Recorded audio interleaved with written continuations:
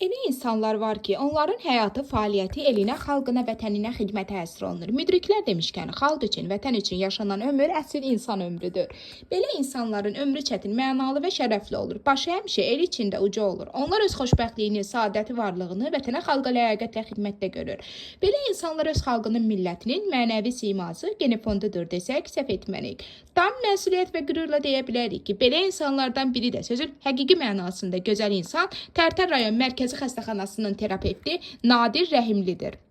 Nadir müəllim Ulu Öndər Heydər Əliyevin siyasi kursuna daim sadiqdir. Heç bir təmənna güdmədən tutduğu vəzifədən asılı olmayaraq, vəzifədə olub-olmamasından asılı olmayaraq Prezident İlham Əliyevə dövlətə dövlətçiliyimizə sabit, stabil, sadiq adamdır. Heç bir qüvvə onu heç vaxt əqidəsindən döndərə bilməz.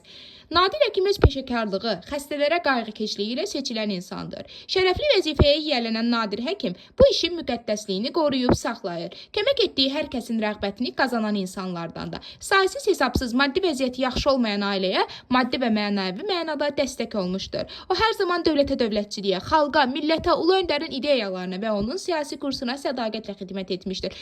Şükürlər olsun ki, bu tendensiya bugün də davam edir. Son olaraq nəzərinizə çatdırmaq istəyirik ki, iyun ayının 8-i Nadir həkimin doğum günüdür.